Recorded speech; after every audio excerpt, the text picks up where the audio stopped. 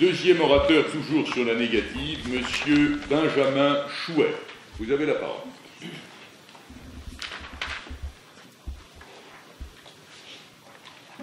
Monsieur le vice-bâtonnier, Monsieur le Président, mes chers confrères, peut-on payer sa dette?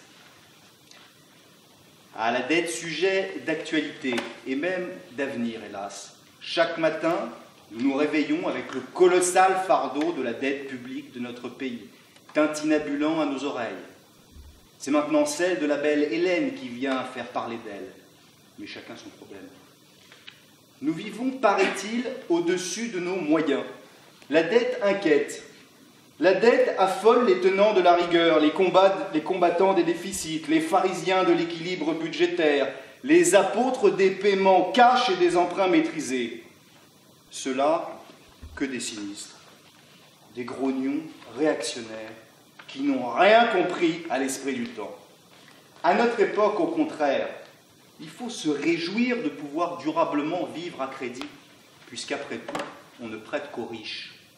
L'argent est le nerf de la guerre dans cette merveilleuse société qui réinvente nos besoins. En 2010, bonus au somptuaire, home cinéma pour tous, grille-pain Bluetooth, gadgets électrifiés censés procurer le plaisir auquel le mal occidental surendetté ne contribue plus. Nos désirs sans cesse renouvelés à coups de leasing pour gogo, de découvertes autorisées, de débits différés. Ne vous y trompez pas. La dette, c'est que du bonheur. La volupté et la croissance à 2 chiffres retrouvés. S'endetter, c'est perdre, c'est jouer. En somme, être en dette, c'est jouir. On n'achève jamais de payer sa dette. Et c'est bon comme ça. La dette appelle la dette. D'ailleurs, notre état dispendieux de proclamer urbi et orbi, faites ce que je fais, pas ce que je dis, tout doit disparaître. Et de soutenir notre addiction par des crédits d'impôt sur intérêt d'emprunt, procédure de surendettement, suspension des poursuites, plan de redressement amiable, délai de grâce, moratoire, rétablissement personnel, effacement partiel, voire total de la dette.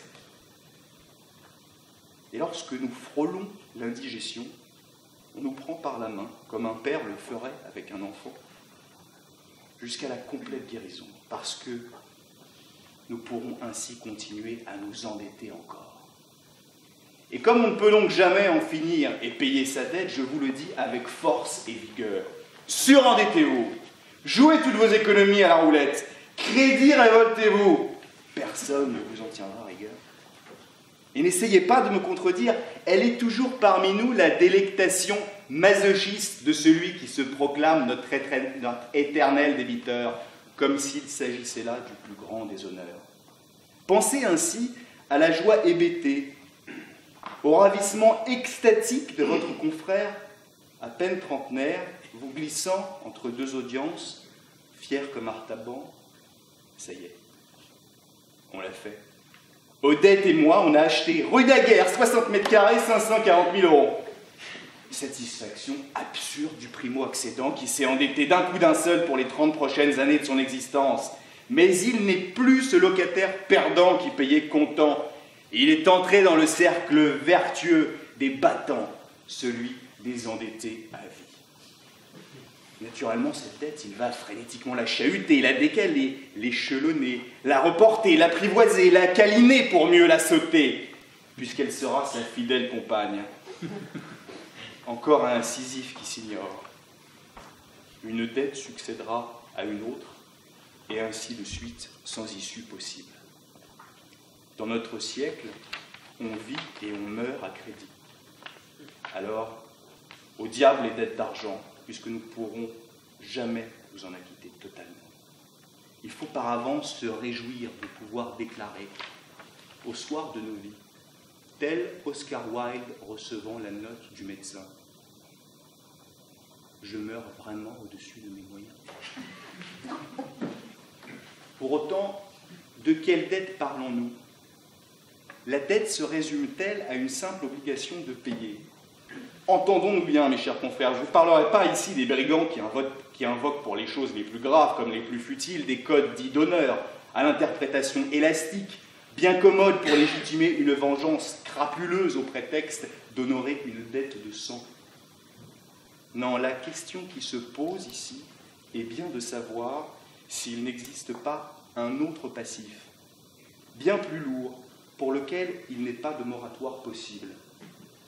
Dans cette France si prompte à stigmatiser sa dette sonnante et trébuchante, il en est une autre bien plus criante qu'on laisse filer en connaissance de cause.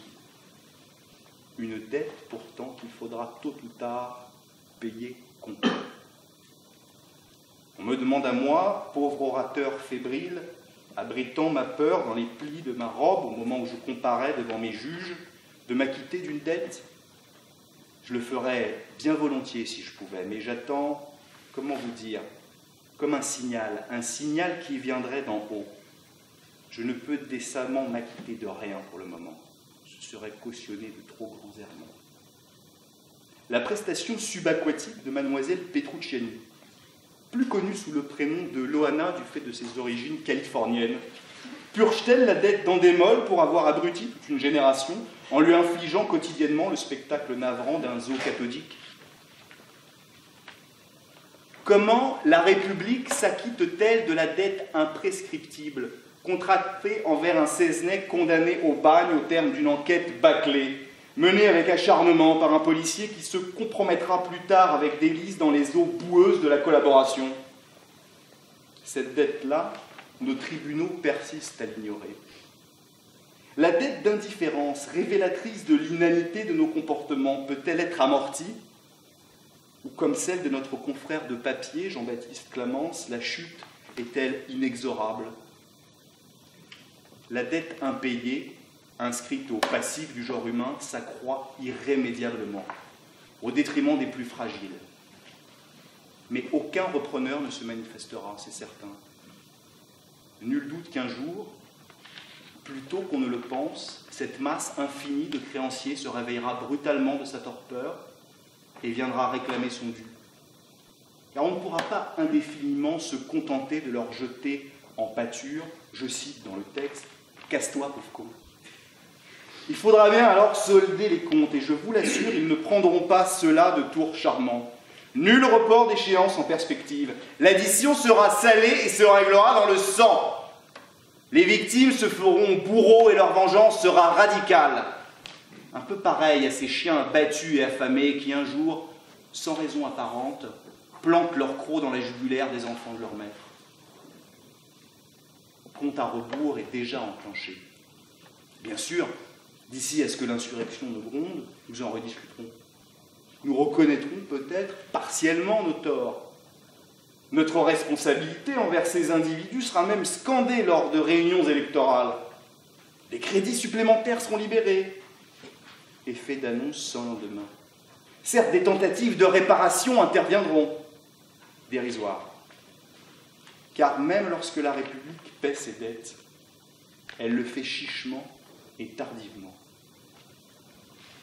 C'est ainsi que plus d'un siècle après la réhabilitation d'Alfred Dreyfus, la cour d'une ancienne caserne à Colmar, destinée à accueillir plus de 400 places de parking, a été rebaptisée du nom du capitaine. Mesurez l'hommage de la patrie. La République arrive encore une fois en retard lorsqu'elle se souvient enfin du sacrifice des tirailleurs sénégalais et veut signifier symboliquement sa reconnaissance à l'égard de ses soldats. Le 11 novembre 1998, jour de son 104e anniversaire, Abdoulaye Ndiaye, enrôlé de force durant la Grande Guerre, allocataire d'une pension mensuelle d'anciens combattants de 340 francs, devait être décoré de la Légion d'honneur sur la place de son village par l'ambassadeur de France au Sénégal. La veille du jour de gloire, il quittait subitement ce monde, et Artus Bertrand se voyait ainsi contraint de rembourser la médaille désormais inutile au ministère. La dette demeure inextinguible. Alors c'est à nous qui portons la robe de rappeler l'existence de cette dette incommensurable, la plus essentielle qui soit. Cette dette, cette vraie dette d'honneur et d'humanité, c'est à nous qui la combe modestement, chaque fois que nous prenons la parole à l'audience, pour celles et ceux dont la peine ne peut être chiffrée, de s'en acquitter. Un peu. Vous l'aurez compris, Monsieur Louis Bâtonnier, Monsieur le Président, mes chers confrères, à la question « Peut-on payer sa dette ?», je vous réponds que c'est peine perdue, mais c'est déjà presque un autre sujet.